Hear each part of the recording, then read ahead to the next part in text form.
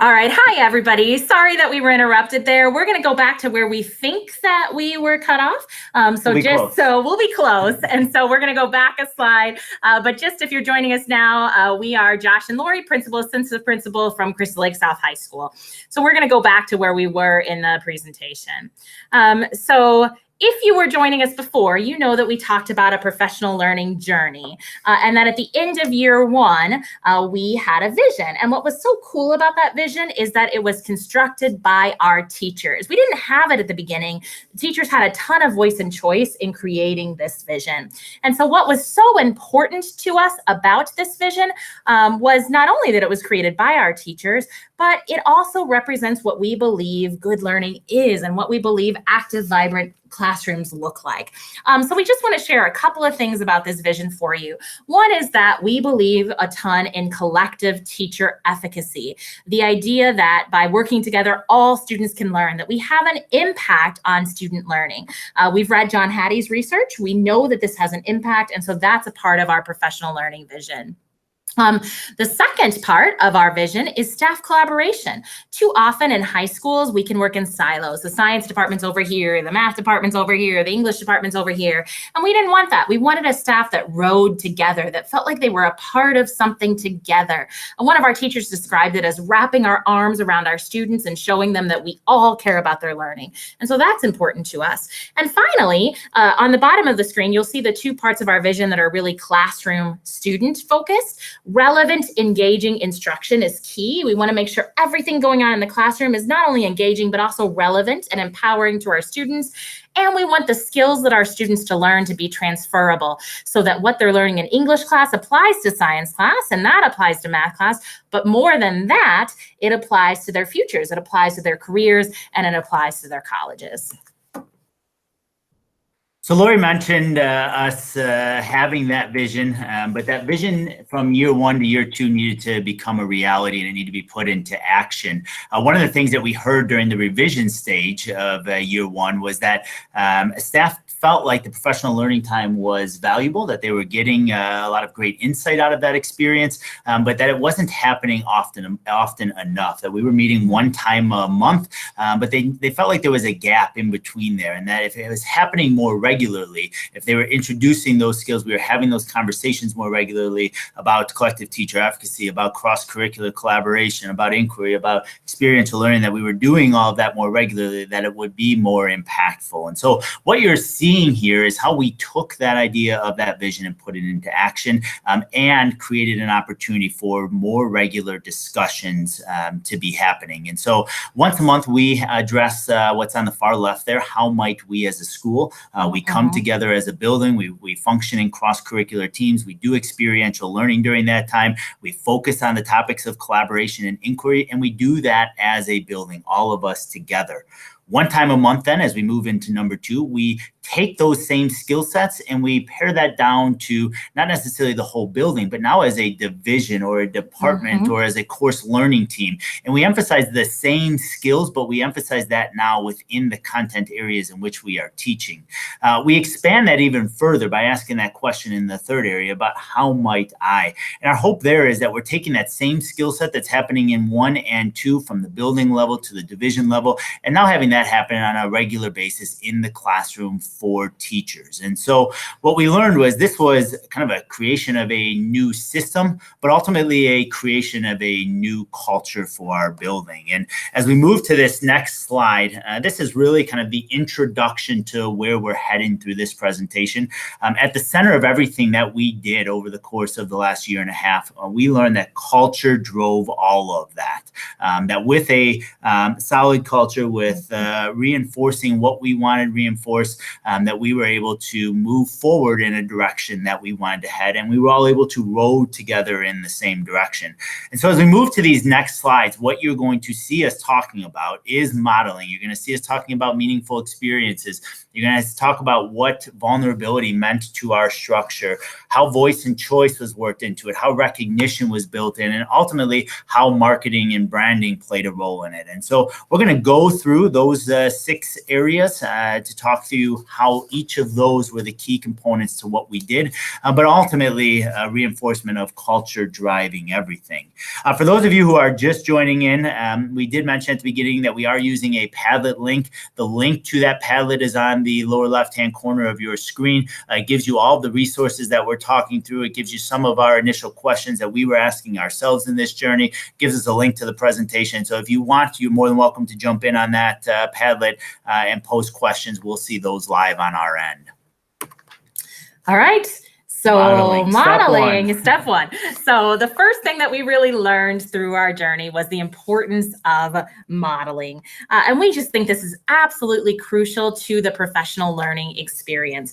The reason why modeling is so important is because it enables us to walk the talk. Yes, people learn from what people say, but I think people learn more from what people do.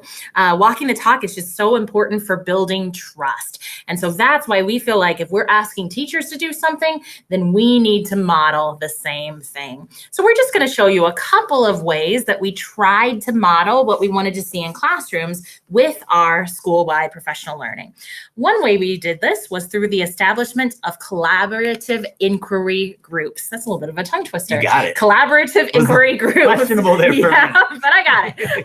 And those are groups where our teachers opted into them, and they are saying by opting in that they want to be a part of the inquiry experience. They want to explore some problems our school is facing. They're probably problems that a lot of schools face, like student work completion, failure rates, introverts in the classroom. But our teachers were excited to really dig into those problems, ask good questions, be curious, and maybe even problem solve.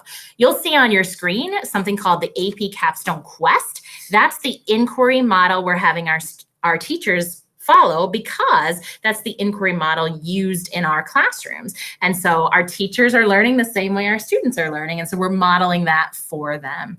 The second thing you're going to see on your screen is an example of a Padlet wall we use with our staff. It wouldn't have to be a Padlet wall, but we value collaboration, and we value collaboration as a staff. We certainly provide our staff opportunities to do this in person, but we also believe that technology enables everyone to have a voice. And so we've done this through something like a Padlet wall. In this particular situation, our staff was writing about collective teacher efficacy and what it means to them. And we tried to model that discussion, the importance of collaboration, by responding to them and making sure that the conversation was really happening and that everybody was collaborating. And so that's really why we thought modeling was so important. Josh, I'm curious, just as a building principle, could you talk a little bit about why modeling is so important to you? Yeah, I use that, the collaborative inquiry groups that we are rolling out here this year. What's been so neat about it is that usually when we in a school system have a major issue, you talked about some of those areas of how to support students with free and reduced lunch, or students, introverts in the classroom setting. Typically what you find is you have administrators sitting around a table having conversations, trying to problem solve. And oftentimes teachers are left out of that conversation. They're the ones at the front line, but they're the ones whose voice aren't necessarily heard. And so we felt like if this was an option for our staff to be able to lend their voice, to be able to give their input, to be able to share with us, to be able to problem solve with us, and for all of us to work together. Again, that idea of collective teacher efficacy that we were modeling for our staff, that ultimately we want to see happening in the classroom setting, because we want our students to have voice. We want them to have choice. We want them to be able to experience that learning for themselves and what drives them in the inquiry model. And so that to me was the exciting part about what we were doing with those collaborative inquiry groups, what we continue to do with those as we move forward throughout the year. Yeah, I think modeling is just a really important part of our structure for sure. So the next thing that we learned was that meaningful experiences were the direction that we wanted to go and that were crucial to what we were doing in our professional learning model. We know that learning, and we use the word learning purposefully, that oftentimes in professional development, it's a sit and get model. But in learning, it's a meaningful experience. It's digging into material. It's working together with others. It's collaborating. And we really felt like all of those things were going to be crucial portions of what we do in our professional learning model. And so we have a few pictures here of our staff creating those meaningful experiences together. On the left-hand side there, you see a group of staff working with one another. You see a collaborative structure that they are using. They are working through an inquiry model there as they are working together. And ultimately, they are looking to produce a product at the end of that experience that's going to lead us to the next professional learning experience that we pull together. On the right, upper right-hand corner, you're seeing, again, more collaborative structures. You're seeing more inquiry as staff are working with one another to produce a final result. That final result we're going to talk through here in 1 second. And in the bottom right is a really, really neat experience that we had last year. We thought, what better way to have a conversation about collaboration than to have that conversation with students. Lori and I had the opportunity to bring in 2 groups of students into the conference room. We videotaped them and we asked them about, what does collaboration mean to you in the classroom setting? What are the benefits of that? How do you see that playing out beyond the high school setting? Why do you like that? How does that increase learning? We asked them all of those questions. We videotaped that, and we had over an hour's worth of information from the students. And we took that back. We cut that down into about a 10-minute segment that we were able then to present to our staff. And our staff were able to hear the students' voice of how meaningful collaboration was to them in the school setting. And so that ultimately led to a product that was produced by our professional learning teams. That product is there in the middle. And so, Lori, maybe you can talk with us about what happened during that activity and how we use those videos to create that end result. Sure, yeah. So the staff listened to the students talking with a guiding question in mind. And that guiding question was, how can teachers effectively structure collaborative experiences in the classroom? And so they tried to answer that question while they were listening to the students. And then when they got into their professional learning communities, which are cross-curricular communities that we have here, they read little bits of research, little articles, and they did a carousel brainstorming walk where they used sticky notes to kind of add their own thoughts to that guiding questions. And ultimately, that became part of what you're going to see on our next slide. And it really illustrates one of the other things that is so important to us. So we also believe one of the other things we learned through this was voice and choice is really important. Voice and choice is important because we think that when we feel like we're a part of something, that when we have ownership over something, we definitely have more buy-in. We feel a part of it. And so we wanted to make sure that our teachers had a ton of voice so that they felt a part of this professional learning and that they felt like it was theirs. They felt like they owned it. And so you just heard Josh talk about the student video and then me talking about the carousel brainstorming activity. Here's steps 3, 4, and 5 of how we gave our teachers voice through that activity. So after they did carousel brainstorming, we used technology again. They went into a Padlet and they answered those guiding questions with everything they had learned from the student video, from the little articles that they read, and you'll see a portion of that Padlet on your screen. Then our core professional learning team, which is at least a teacher from every department we have. We give them a ton of leadership, which is another way we promote voice and choice. And model. Yep, for sure. And vulnerability as well, which you'll hear us talk about. But we had them go through and look for commonalities and compile the first draft of what we now call our Gator Guide to Collaboration. We put that on a Google Doc and we shared it with staff, and tons of people went into that doc, edited it, offered comments, and eventually we wound up with a guide to collaboration collaboration that we now use school-wide for common vocabulary, for branding that we're gonna talk about later on, and those posters hang in every classroom. Yeah, I want you. This last year we created a Gator 101. The Gator 101 is a class that all of our freshmen take. It runs the course of a semester, and students meet one time a week in that Gator 101. And what we learn there is how to be a Gator learner. We introduced those Gator Guide to Collaboration into that Gator 101. Can you talk a little bit about why we did that and talk about how that has played out in terms of building culture and branding who we are? Yeah, if this is a vision for our teachers, we want it to be a vision for our students too. And so our teachers worked hard to create this. They had a ton of voice and ownership in the process. And then we feel like as part of our onboarding experience for new freshmen, we want them to be a part of it as well. So we put it into the curriculum. We made sure they understood what our collaboration guidelines were. So that way, when they see them in math or when they see them in science, they're going to know what they're seeing. They're going to know it's part of our culture. And one of the best parts was we tried to use modeling with them. So we taught the Gator guidelines to collaboration by allowing them to collaborate and then kind of analyzing their own collaboration. So it's kind of cool how it I just all fits together. As a nice way to tie everything together, taking it from all the way from professional learning to a creation of a product to introduction to students in the classroom to them replicating that collaboration, the inquiry model, and just all fits together in a nice package there. So the next area that we talked about that we really feel like is essential to a professional learning model, it's one that we learned very early in this process, was that we were needing to be vulnerable and that we needed to talk about this idea of vulnerability. In the fall of last year, we were going to expand our culture a little bit, and we were going to expand our culture by asking staff to open their classroom doors to one another so that staff could see what student learning looks like in a multiple classrooms across the building, multiple content areas across the building.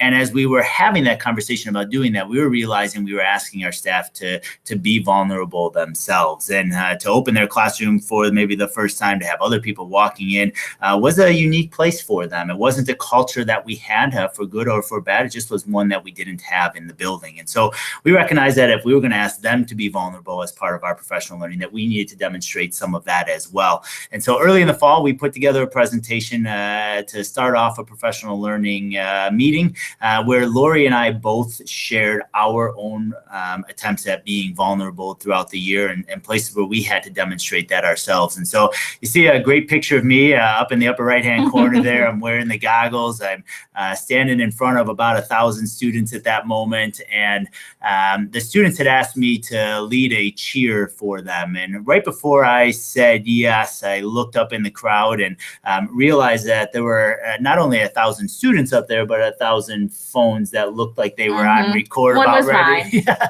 it was yours. Yes. That was about ready to record what I was going to do. And in that moment, I had a moment of, do I really want to do this? How is this going to play out? Is this going to work out well? Where is this video going to go? I asking myself all those questions and contemplating this stepping back from it, but ultimately moved forward with it, led the cheer, had the video recording. But what that produced was an opportunity for me to really connect to students in a way that I had not before, build relationships, have things to talk about. And it just really created some new opportunities. And that's ultimately what we wanted to happen for staff as well. When they went into classrooms, to see things from a little different vantage point, to see things that they hadn't seen before, to open eyes that there are a lot of really neat things happening around the school building. And we just need to sometimes be outside of our own classrooms to see some of what's happening. As Lori presented her slide. Lori's background is an English teacher and as a division lead of humanities. And she, with her new job, took on a role of student services and oversight of our student services department. And so she's in there in that picture with her department. She is welcoming them in one of their earlier meetings. And she's realizing that she doesn't necessarily have the background that all of them do. And so to lead a group where she didn't have that background, she needed to put a lot of trust and faith into them, that she needed to open herself up to a great deal of learning, which she did. And it really helped build that trust that we want to see. And so We believe that vulnerability was key to what we did. It's something that we would encourage others as they are building their professional learning. Think about how vulnerability plays into showing off some of what you need to work on.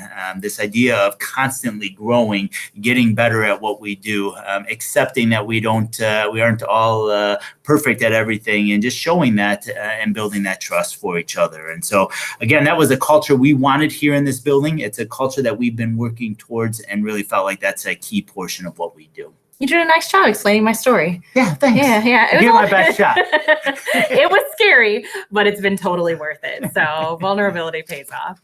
The next thing that we really want to emphasize is recognition. We believe that this is absolutely crucial. One of my favorite quotes is, "What is validated is replicated." I believe that to be true for sure. The other thing I really believe is that people need to feel appreciative. They need to feel like they matter. I think that's important just because we're human beings. But I also think that it helps us to recognize that our work has value. And when we feel like we're being recognized and our work has value, we ultimately are more invested in our work. And so recognition to me is just a huge component of what we do. How we've done that, we did a lot of it through social media. You're going to see some tweets up here. You see my counselors trying something new. They were being vulnerable, and I used Twitter to recognize that.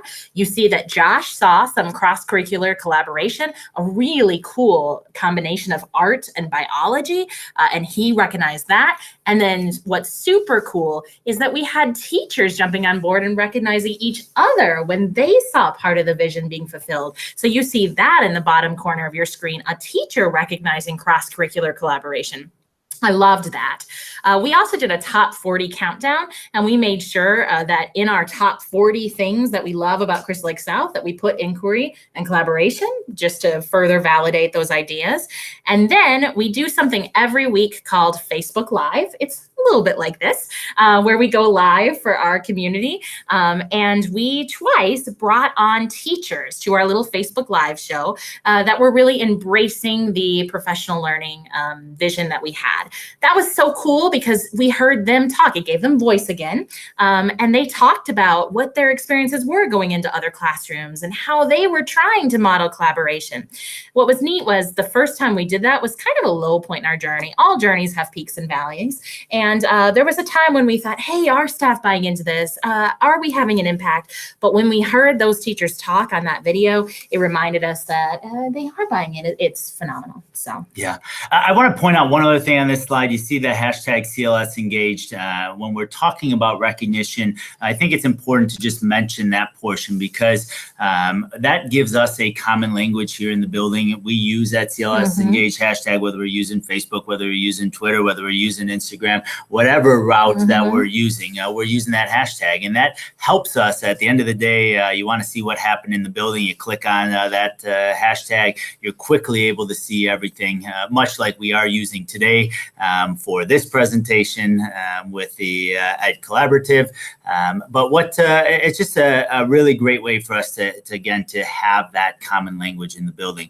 We know that hashtags are something that's becoming much more common, but it's as a school leader, if you don't have a hashtag for your building that you're using, I'd really encourage you to do that. As the day goes on and you click on something, you see, gosh, down in this US history class or down in this AP Euro class or in this English class or something really, really neat happening. It gives you the opportunity to walk down. You're able to participate with the students. You're able to have conversations with staff. And that really has been a way to advance what we're doing. And so something I would strongly encourage as you move forward.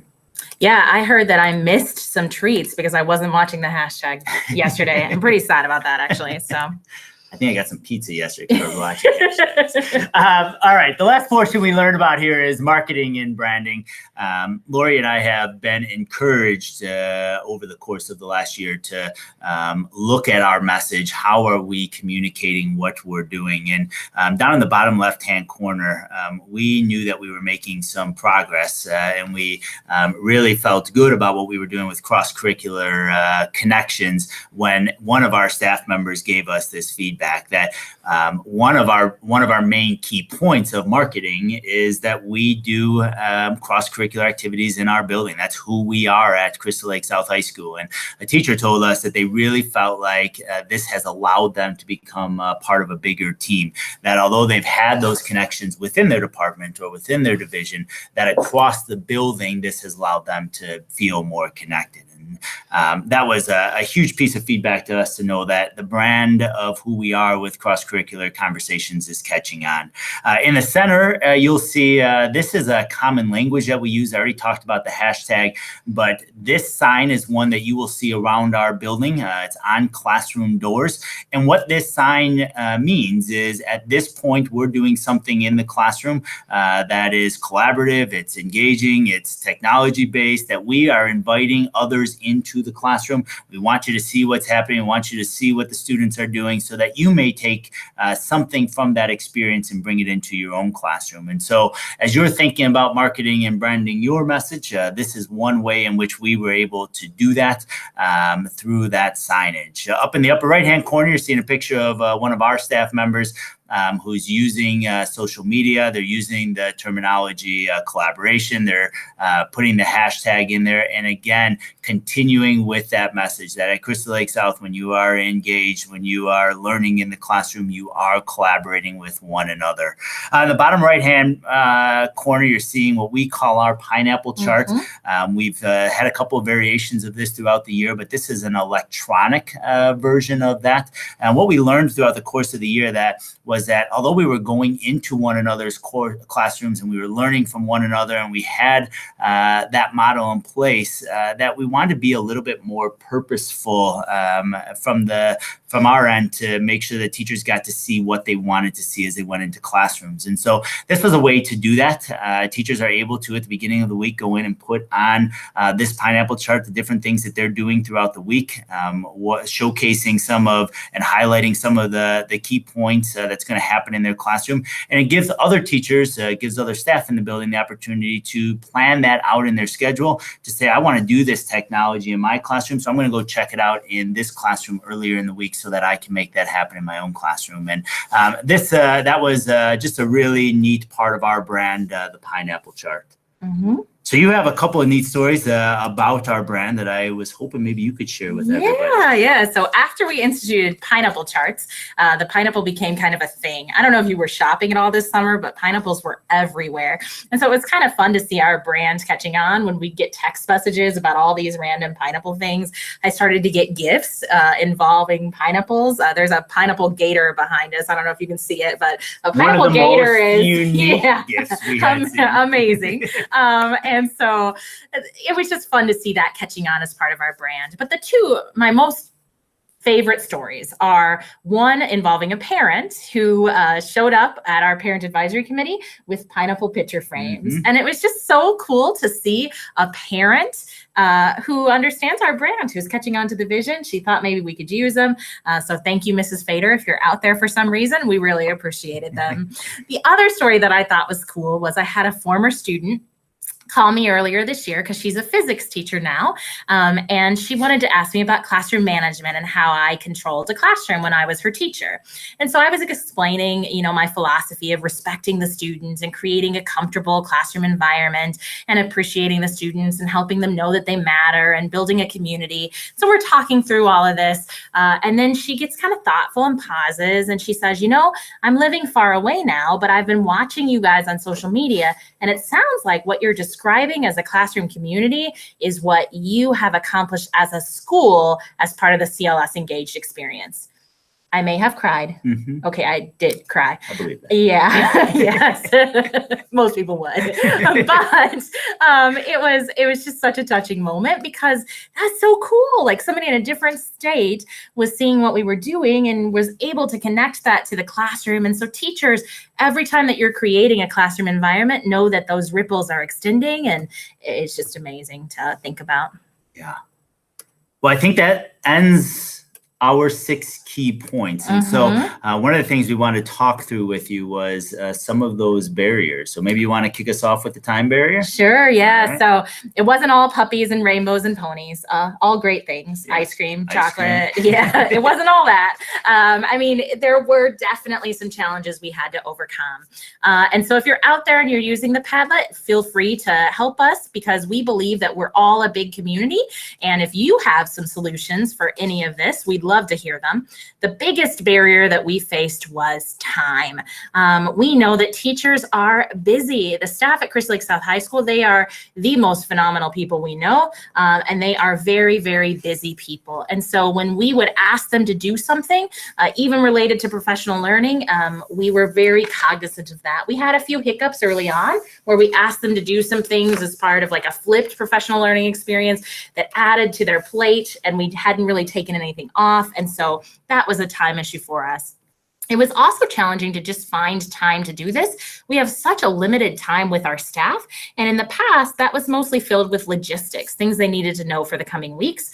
And so if we needed to give that up, the logistics up for professional learning, we needed a way to convey logistics. So you want to talk about that? Yeah, I can do that. So as Lori said, we were in the past in our, I guess, professional development model, we were using our Monday meetings, that time once a month to talk through the logistics of the building, and recognizing that as we move to the professional learning model and taking on and embracing something new, that we were losing the opportunity to talk with staff about logistics. And so we needed to create something different. We have, and we did that through the form of a newsletter. And we put that out every other week, usually Wednesday or Thursday. We send that out to staff. And on there, we focus in on some of the key things that are happening in the building, based on our focal points of curriculum, of culture, of communication, of building operations. And those are the areas that we continually update so that staff have the information they need. They can review it on their own time, but we also have time to be able to do what we need to in terms of the professional learning portion of our model. Yep. And then the two other barriers we wanted to quickly share with you. Focus was an issue for us. There's so much good stuff here that we needed to make sure it was always all connected, that we were sharing those connections with our staff. And then, we did have some staff buy-in issues at the beginning. Like we said, our staff are amazing people, but, in education, as educators, we've seen things come and go, like things, the educational buzzword of the year, and then it doesn't stick around. And so there was some skepticism. And so we needed to build that trust and be vulnerable and reassure them that this is a journey that's going to stick around. It's something that we've set as a 5-year vision for sure, but it might even go longer than that because it's something that we think is really, really important. So that's our barriers. Those were some of our keys to success over the course of the last year and a half. We just really want to thank you so much for coming out and listening to us today. I want to thank the Ed Collaborative for bringing us on and giving us this opportunity to present. And we know that you may have some questions. We did not share some of the nitty-gritty details there. And so if you do have questions you'd like to follow up, we give you all the options here. You can reach us on Twitter. You can reach us at our direct email addresses. You have our Padlet link here that we've been using throughout, that we have all of our resources posted on. Feel free to glance at that. And again, just a sincere thank you for tuning in and giving us this opportunity to share the great things that we believe our staff are accomplishing here at Crystal Lake South High School. Yeah, it's been a lot of fun, sharing our journey with you. We hope that you tune into the coming sessions on the Ed Collaborative. Thank you to Carolyn and Elsa for helping us through the tech issues. We really appreciate that. We really appreciate it. And it's just been a blast being with you today. So we wish you all the best. Feel free to reach out to us if you need anything. Have a great day. Thank you so much, Lori and Joshua. We learned so much about collaboration and inquiry and in the community setting. So thank you so much. I'm going to be sharing with you the next sessions that are coming up. And thank you for being so flexible. Y'all are awesome. Bye. Thank you. Bye. You guys, Lori. Oh, they jumped out. Okay.